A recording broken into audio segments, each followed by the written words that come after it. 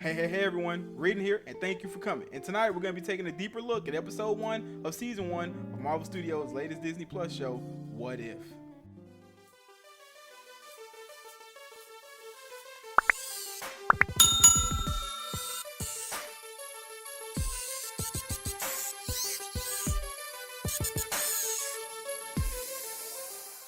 Welcome back everyone. Rolling into this week, I can imagine that you all were just as excited as me to be getting new MCU content, which we now have in the form of the first episode of What If, titled Captain Carter, which sees the return of the titular character reprised by the voice of Haley Atwell. We luckily got the reveal last week of the first 3 episodes' titles, with the second being T'Challa as Star-Lord and the third being Loki on Earth. The premise of the pilot episode is simple enough to explain, as it leans heavily on the already established sequence of events we saw played out in Captain America: The First Avenger.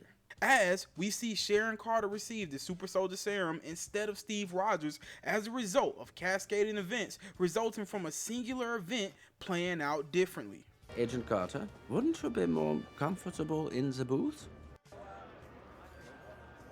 No, I'd prefer to stay. Agent Carter, don't you think you would be more comfortable in the booth? Oh, yes, of course, sorry. Here we see Abraham Erskine, played by Stanley Tucci, asking Peggy Carter if she would be more comfortable in the booth above for the duration of the experiment. To which she originally responds yes, and in the latest What If episode she says no and decides to stay. The fascinating thing about this is that to all who viewed this, it was simply a throwaway line of movie dialogue, making us none the wiser that all these years later it would be the linchpin choice for what comes next, as Peggy choosing to make a different decision leads to a much different outcome for the MCU as we know it. The rest of the episode feathers out these differences quite well, as we see both the subtle and large differences in how Captain Carter is treated in comparison to our beloved Steve Rogers. I enjoyed the mainstay of Steve still continuing to be his true, honest, and decent self, eventually becoming the Hydra Stomper in a suit powered by the Tesseract and a hero in his own right, basically becoming Iron Man decades before Tony Stark would ever come to be, thanks to the brilliance of Howard Stark. The animation of the show itself is quite striking and harkens back in its style to the Marvel Knight shorts we got some years back.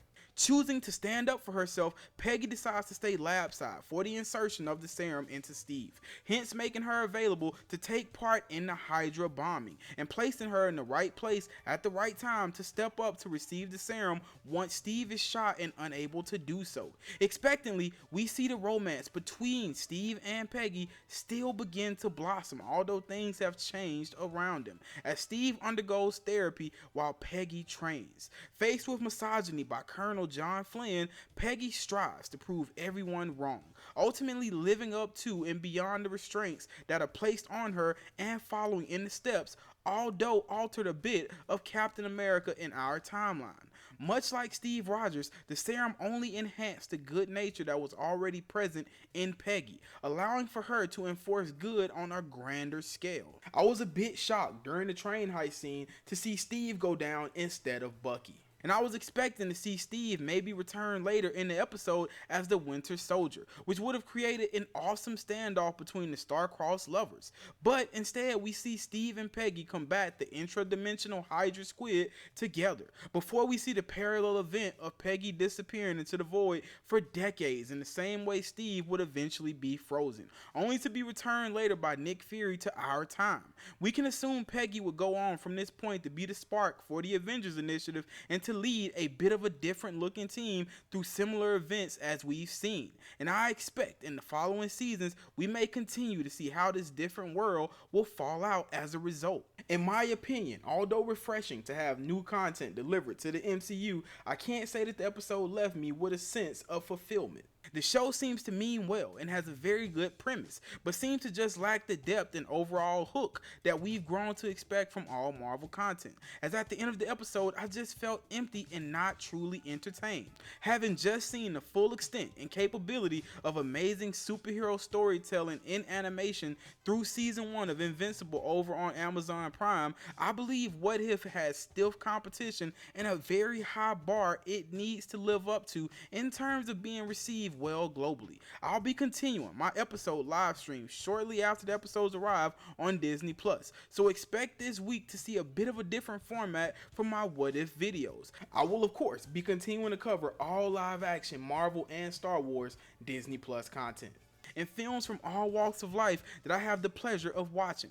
And if you feel so inclined, I would love to have you back here week in and week out to continue to cover it all with us. Again, guys, be sure to like, comment, and subscribe, and click that bell for notifications if you've enjoyed our content here tonight. Jump down in the comments and let me know your thoughts. And while you're at it, be sure to check out some of the other content here on the channel. All of the necessary links are listed here below for you to keep up with the coming content and shareables. Please be sure to follow me on all social media platforms. Or just the one you use most frequently. We are slowly but surely building a community here, and I would personally love for you to be a part of that. And last but not least, we have a merch store. So whether you see something you like or just simply want to support the channel, head on over to our shop and grab something. Or grab everything. But again, thank you so much, guys and gals, for visiting here with us today. I really appreciate each and every viewing minute of your time you've given us. There's loads of content we'll be sending your way, so I'll be seeing you. But for now, be blessed. And it was written.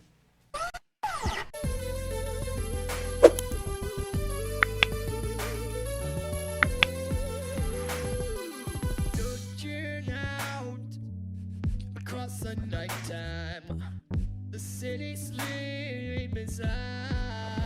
Yeah, hear her voice, shake my window, sweet seduce inside.